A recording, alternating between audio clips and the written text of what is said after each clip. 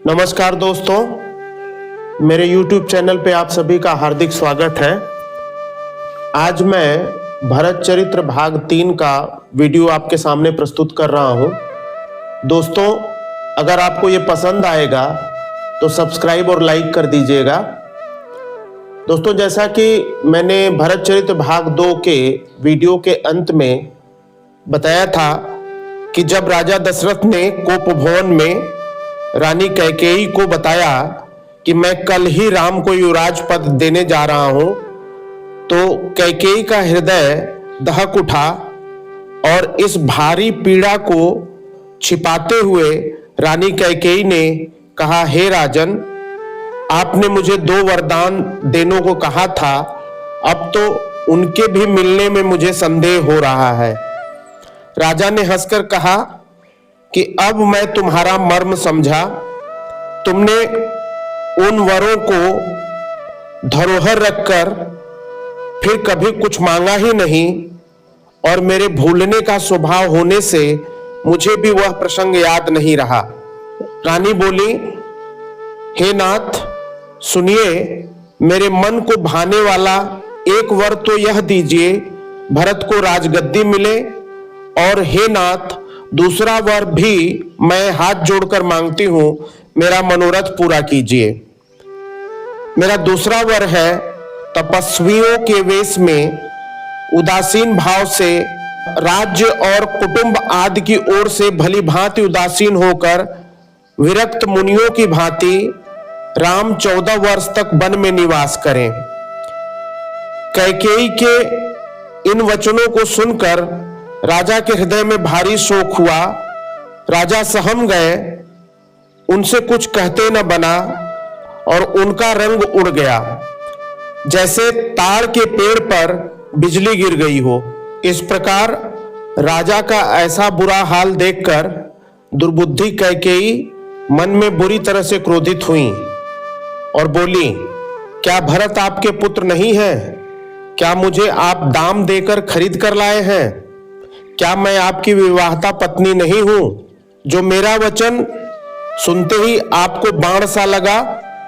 आपने ही वर देने को कहा था, अब भले ही न दीजिए, सत्य का साथ छोड़ दीजिए और जगत में अपयश लीजिए।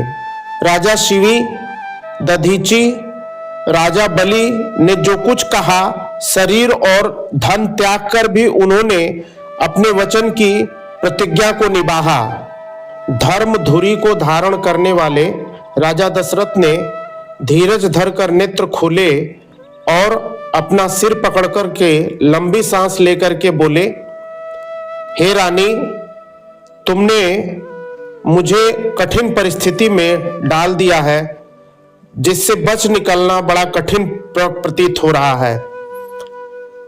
प्रचंड क्रोध में जलती हुई कैकेयी सामने इस प्रकार दिखाई पड़ी, मानो क्रोध रूपी तलवार नंगी म्यान के बाहर आ गई हो। राजा ने देखा कि यह तलवार बड़ी ही भयानक और कठोर है। राजा ने सोचा, क्या यह सत्य मेरी जान ले लेगा? राजा अपनी छाती को कड़ी करके नम्रता के साथ बोले, हे प्रियतमे, विश्वास और प्रेम को नष्ट करके ऐसी बुरी तरह के वचन कैसे कह रही हो? मेरे तो भरत और रामचंद्र दोनों ही आंखें हैं, यह मैं शंकर जी को साक्षी मान करके कहता हूं। मैं अवश्य सवेरे ही दूत भेजूंगा। दोनों भाई भरत शत्रुघ्न सुनते ही तुरंत आ जाएंगे। अच्छा दिन और शुभ मुहूर्त देख करके सब तैयारी करके डंका बजा करके मैं भरत को राज्य दे दूंगा। राम को राज्य का लोभ नहीं है और भरत पर उनका बड़ा ही प्रेम है। मैं ही अपने मन में बड़े छोटे का विचार करके राजनीति का पालन कर रहा था, बड़े भाई का राज तिलक करने जा रहा था। राम की 100 बार सौगंध खाकर मैं स्वभाव से ही कहता हूं कि राम की माता यानी कौशल्या ने इस विषय में मुझसे कुछ भी नहीं कहा। अवश्य ही मैंने तुमसे बिना पूछे यह सब किया, इसी से मेरा मनोरथ खाली गया। अब क्रोध छोड़कर मंगल साज सजाओ, कुछ ही दिनों बाद भरत युवराज हो जाएंगे। एक ही बात का मुझे बहुत ज्यादा दुख है कि तुमने जो दूसरा वरदान मांगा है वह बहुत बड़ा अड़चन का कारण है। उसकी आंच में अब मेरा हृदय जल रहा है। हे रानी, क्रोध को त्याग कर राम का अपराध तो बताओ। सब तो कहते हैं कि राम बड़े ही साधु हैं। तुम भी स्वयं राम की सराहना करती हो और उनसे स्नेह करती हो। अब तो मुझे संदेह हो रहा है कि तुम्हारी ये सराहना और स्नेह कहीं झूठे तो नहीं थे। जिसका स्वभाव शत्रु को भी अनुकूल बना दे, वह माता के प्रतिकूल आचरण क्यों करेगा? हे प्रिय, हंसी और क्रोध छोड़ दो और अपने विवेक, उचित या अनुचित का विचार कर वर मांगो, जिससे मैं नेत्र भरकर भरत का राज्याभिषेक देख सकूं। मछली चाहे बिन पानी के जीती रहे, सांप बिना मणि के जिंदा रहे, परंतु मैं राम के बिना जिंदा नहीं रहूंगा। हे प्रिय, जी में समझ करके देखो, मेरा जीवन श्री राम के दर्शन के अधीन है। राम के कोमल वचन सुनकर दुर्बुद्धि कैकेयी अंततः जल रही है, मानो अग्नि में घी की आहुतियां पड़ रही हैं। कैकेयी बोली, आप करोड़ों उपाय क्यों न करें, यहां आपकी माया काम नहीं आएगी। या तो मैंने जो मांगा है सो दीजिए, नहीं तो मना करके अपयश लीजिए। राम साधु है और राम की माता कौशल्या भली है। मैंने सबको पहचान लिया है। यदि सवेरा होते ही मुनि का वेश धारण कर राम वन को नहीं जाते हैं तो हे राजन, मेरा मरण निश्चित है और आपका अपयश भी निश्चित है। राजा ने समझ लिया कि बात बिल्कुल सही है कि स्त्री के बहाने मेरी मृत्यु सिर पर नाच रही है। इसके बाद राजा ने कैकेयी के चरण पकड़कर उसे बिठाकर विनती की कि तुम सूर्य कुल के लिए कुल्हाड़ी मत बनो। तुम मेरा मस्तक मांग लो, मैं तुझे अभी दे दूंगा, पर राम के विरह में मैं जिंदा नहीं रहूंगा। राजा ने देखा कि अब यह रोग असाध्य हो गया है, तब वे आर्तवाणी में हे राम, हे राम, हे रघुनाथ कहते हुए सिर पकड़कर जमीन पर लेट गए। राजा व्याकुल हो गए, उनका सारा शरीर शिथिल पड़ गया, मानो हथिनी ने कल्प वृक्ष को उखाड़ फेंका हो। कैकेयी फिर कड़वे और कठोर वचन बोली, मानो घाव में जहर भर रही हो। कैकेयी बोली, जो अंत में ऐसा ही करना था तो आपने वर मांगने के लिए क्यों कहा? या तो अपनी प्रतिज्ञा ही छोड़ दीजिए या धैर्य धारण कीजिए। यूं असहाय स्त्री की भांति रोइए पीटिए नहीं। सत्यव्रती के लिए तो शरीर, स्त्री, पुत्र, धर, धन, घर, धन, पृथ्वी सब तिनके के समान होते हैं। कैकेयी के मर्म भेदी वचन सुनकर राजा ने कहा, तू जो चाहे कह, तेरा कुछ भी दोष नहीं है। मेरा काल मेरे सिर पे नाच रहा है, वही तुमसे सब कहला रहा है। भरत तो भूलकर भी राजपद नहीं चाहते, होनहारवश तेरे ही जी में कुमति आ बसी है। यह सब मेरे पापों का परिणाम है, जिससे कुसमय विधाता विपरीत हो गए हैं। फिर राजा दशरथ ने कैकेयी से कहा, तेरी उजाड़ी हुई यह सुंदर अयोध्या फिर भली भांत बसेगी और समस्त गुणों के धाम श्री राम की प्रभुता भी होगी। सब भाई उनकी सेवा करेंगे और तीनों लोकों में श्री राम की बड़ाई होगी। केवल तेरा कलंक और मेरा पछतावा मरने पर भी नहीं मिटेगा, यह किसी तरह नहीं जाएगा। अब तुझे जो अच्छा लगे वही कर। और मेरी आंखों से दूर चली जा। मैं हाथ जोड़कर कहता हूं कि जब तक मैं जीता रहूं तुम मेरे सामने मत आना और न ही मुझसे बात करना। राजा बहुत प्रकार से कैकेयी को समझा करके बोले कि तू सर्वनाश कर रही है, और ऐसा बोलते ही वह पृथ्वी पर गिर पड़े। राजा राम राम रट रहे हैं और ऐसे व्याकुल हैं जैसे कोई पक्षी पंख के बिना बेहाल हो गया हो। विलाप करते करते ही राजा को सवेरा हो गया। राजद्वार पर वीणा, बांसुरी, शंख की ध्वनि होने लगी। भाट लोग गुणगान करने लगे। यह सब राजा को एक बाण के समान लग रहा था।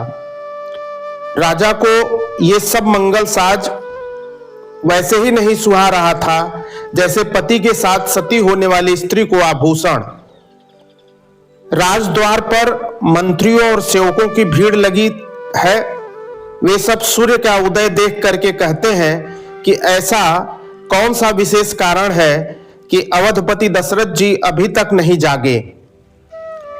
राजा नित्य ही रात के पिछले पहर में जाग जाया करते हैं, किंतु आज हमें बड़ा आश्चर्य हो रहा है। हे सुमंत्र जी, जाओ, जाकर राजा को जगाओ, उनकी आज्ञा पाकर हम सब अपना काम करें। तब सुमंत्र जी राजमहल में गए, पर महल को भयानक देखकर वे जाते हुए डर रहे हैं, मानो दौड़कर काट खाएगा। उसकी ओर देखा भी नहीं जाता, मानो विपत्ति और विषाद ने वहां डेरा डाल रखा हो। पूछने पर कोई जवाब नहीं देता। वे उस महल में गए जहां राजा व कैकेयी थे, और राजा की दशा देख करके सुमंत्र जी सूख गए। राजा सोच में व्याकुल हैं, चेहरे का रंग उड़ गया है, जमीन पर ऐसे पड़े हैं मानो कमल जड़ से उखड़ करके पड़ा हुआ है। मंत्री सुमंत्र मारे डर के कुछ नहीं पूछ सके। अब अशुभ से भरी हुई और शुभ में विहीन कैकेयी बोली, राजा को रात भर नींद नहीं आई, इसका कारण जगदीश्वर ही जाने। इन्होंने राम राम रटकर सवेरा कर दिया, परंतु इसका भेद राजा भी कुछ नहीं बतलाते। इसके बाद राजा दशरथ ने सुमंत्र जी से बोला, तुम जल्दी राम को बुला करके लाओ, तब आकर के समाचार पूछना। राजा का यह रुख देखकर सुमंत्र जी समझ गए कि रानी ने कुछ कुचाल किया है। सुमंत्र जी सोच में व्याकुल होकर के रास्ते पर उनके पैर नहीं पड़ रहे थे। राम जी को बुला करके राजा न जाने क्या कहेंगे, वे ऐसा सोचने लगे। इसके बाद जहां सूर्य कुल के तिलक श्री रामचंद्र जी थे, सुमंत्र जी वहां पहुंचे। श्री रामचंद्र जी के मुख को देख करके और राजा की आज्ञा सुना करके रघुकुल के दीपक श्री रामचंद्र जी को अपने साथ लिवा चले। रघुवंश मणि श्री रामचंद्र जी ने जाकर देखा कि राजा अत्यंत ही बुरी हालत में पड़े हैं, मानो सिंहनी को देखकर कोई बूढ़ा गजराज सहम कर गिर पड़ा हो। राजा के होठ सूख रहे थे और सारा शरीर जल रहा था, मानो मणि के बिना सांप दुखी हो रहा हो। पास में क्रोध से भरी कैकेयी को देखा, मानो साक्षात मृत्यु ही बैठी हो और राजा के जीवन की अंतिम घड़ियां गिन रही हो। श्री रामचंद्र जी का स्वभाव कोमल और करुणामय है। उन्होंने अपने जीवन में पहली बार यह दुख देखा था। इससे पहले कभी उन्होंने दुख सुना भी नहीं था। तो भी समय का विचार करके हृदय में धीरज धर करके उन्होंने मीठे वचनों में माता कैकेयी से पूछा, हे माता, मुझे पिताजी के दुख का कारण बताइए ताकि उसका निवारण हो सके। कैकेयी ने कहा, हे राम सुनो, सारा कारण यही है कि राजा का तुम पर बहुत स्नेह है। इन्होंने मुझे 2 वरदान देने को कहा था। मुझे जो अच्छा लगा वह मैंने मांग लिया। इसे सुन करके राजा के हृदय में सोच हो गया, क्योंकि वे तुम्हारा संकोच नहीं छोड़ पा रहे हैं। इधर तो पुत्र का स्नेह है, और उधर वचन की प्रतिज्ञा, राजा इसी धर्म संकट में पड़ गए हैं। यदि तुम कुछ कर सकते हो तो राजा की आज्ञा सिरोधार्य करो और इनके कठिन क्लेश को मिटाओ। रामचंद्र जी ने कहा, हे माता सुनो, हे माता, वही पुत्र बड़ा भागी है जो पिता माता के वचनों का अनुरागी हो, यानी पालन करने वाला हो। माता पिता को संतुष्ट करने वाला पुत्र, हे माता, सारे संसार में दुर्लभ है। वन में विशेष रूप से मुनियों का मिलाप होगा जिससे मेरा सभी प्रकार से कल्याण होगा। मुझे वन जाने में कोई ऐतराज नहीं है। इसमें भी फिर पिताजी की आज्ञा, हे जननी तुम्हारी सम्मति है और मेरे प्राणों से प्रिय भरत अगर राज्य पाएंगे तो मैं वन जाने के लिए सहर्ष तैयार हूं। दोस्तों, इसके आगे का वृत्तांत मैं भरत चरित्र भाग 4 में प्रस्तुत करूंगा। धन्यवाद।